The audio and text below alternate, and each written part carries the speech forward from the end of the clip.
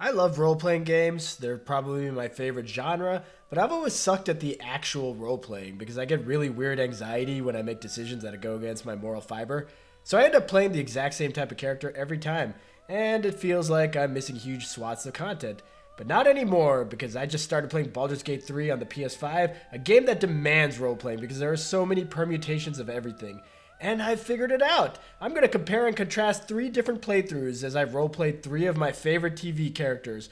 Fox Mulder from The X-Files, Jack Bauer from 24, and Walter White from Breaking Bad. So first things first, gotta do some character creation, starting with Walt. So Walt is who I was thinking of when I came up with this idea for this video series, and part of it is because he's got a super easy character class. He's gotta be a wizard. He's super intelligent. He's a chemist and a teacher in the show, so this was a no-brainer. Race was a little bit less straightforward, but I ended up choosing human because in Breaking Bad, Walt is such a great example of human weakness that anything else would have felt off.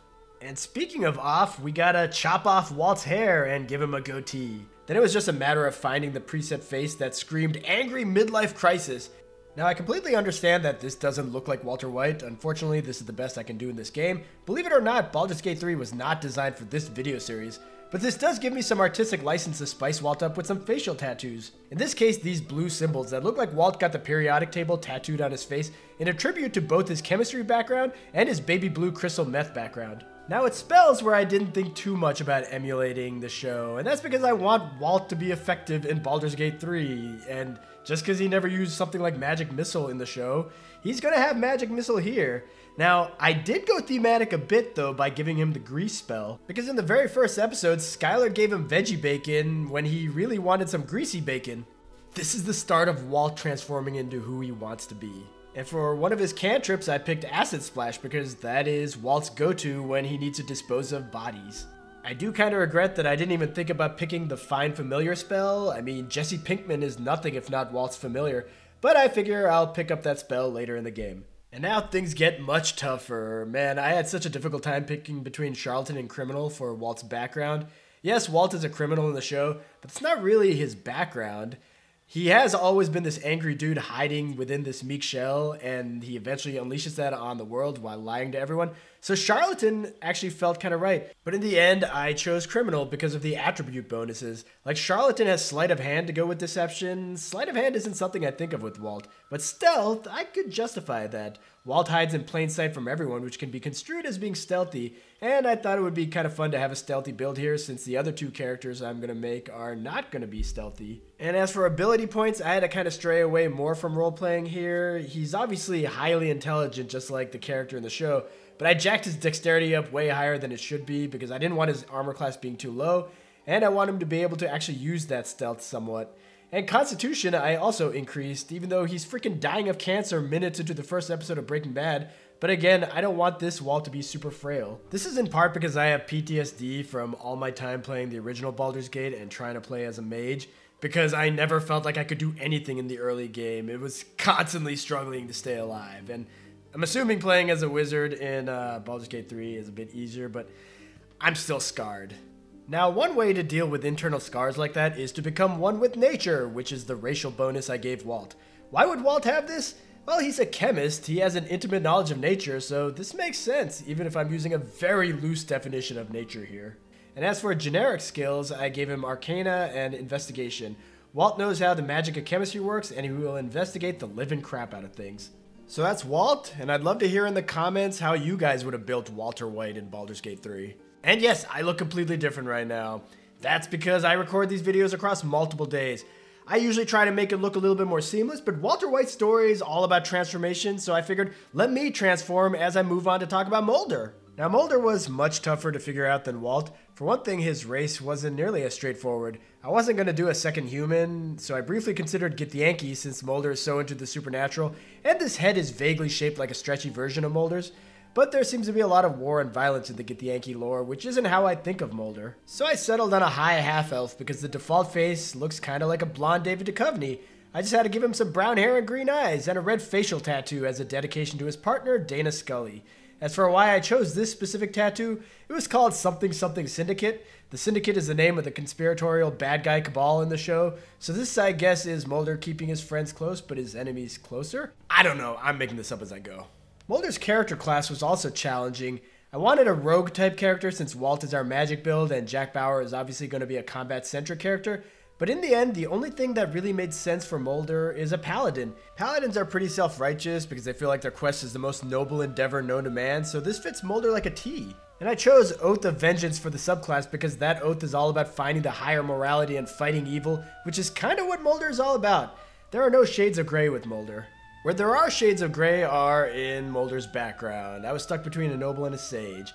Also, my sweatshirt has shades of gray. Also, the aliens on the X-Files are literally called Greys, but I digress because Mulder comes not from gray privilege, but from white privilege, so noble seemed like a viable choice for background. But the endearing thing about Mulder is that he's super smarmy, but he rarely acts like an elitist.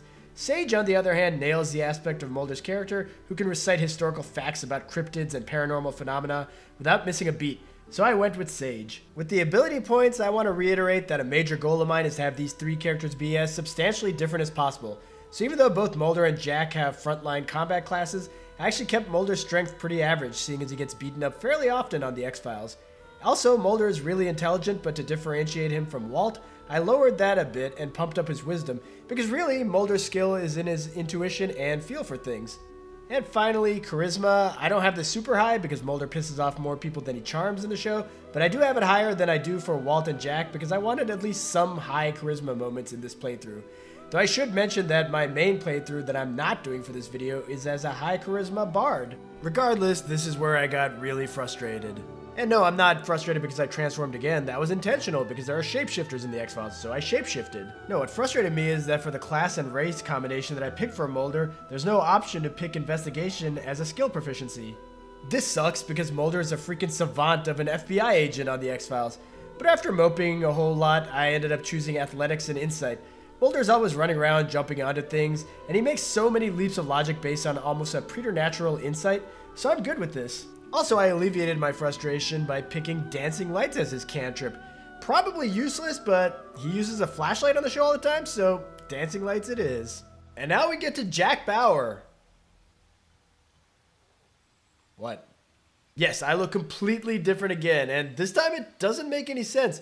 But does it actually matter? Because I've given up on any semblance of visual accuracy or consistency by making Jack Bauer look like this. Now this is the last thing I expected to pick. Like of all the character classes, Half-Orc is the one I had the least interest in. But Walt was already human, Mulder had dibs on the elf races, so I had to fumble around looking for something. Kiefer Sutherland is pretty short, as in pretty sure he's about my height, so I thought let's go with a shorter race. Well, dwarves are too stocky, and I may look damn fine as a goofy halfling, but this is an insult to Jack Bauer.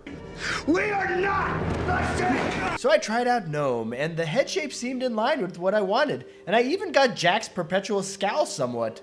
But I don't know, something about gnome just doesn't scream hardened soldier who will do anything to serve his country. And I don't mean any offense to any gnomes out there, I'm just saying. So I just started scrolling through the races until I got here, because my god, that scowl, that just screams Jack Bauer. We are not the same! Sure, the green complexion looked kinda sickly, but that was fairly simple to fix. Now he looks kinda like Leatherface, but I could kinda see Jack here, and what clinched it for me were the racial abilities. Relentless endurance saves you from death once per long rest, and even though Jack went like 9 seasons of 24 without taking a single long rest, I think this is a good ability. And Savage Attack just makes Jack's critical hits hit harder. Yeah, that's Jack Bauer, baby. So I'd already picked out Fighter for Jack way back when he was this generic default elf, and I chose Protection as his fighting style. This makes attacks on allies in Baldur's Gate 3 come at disadvantage when Jack is close by. And finally, a character where I didn't have a real Sophie's Choice of a dilemma on my hands for background. Jack's a soldier through and through. And attributes, he's all strength, dexterity, and constitution here. I think this will give me the best chance of having really different playthroughs with these three characters. Now, 24 basically has Jack maxed out on all of the attributes, but just to differentiate these playthroughs, I've got his intelligence, wisdom, and charisma pretty low. And for his skills, I have acrobatics and survival. I mean, I have a clip from earlier where he was doing a flip off of a wall while having a heart attack, so come on. And wow, we're done with Jack. that was surprisingly easy. To think I wasn't even gonna do Jack, I just happened to be rewatching 24 for the first time in a decade, so I was like, huh, that might be fun. And you know what else would be fun? Some actual Baldur's Gate 3 gameplay. And that's what's gonna be there in the next video, because this one was all character creation. That's done. The rest of these are all gonna be comparing and contrasting my playthroughs of these 3 characters.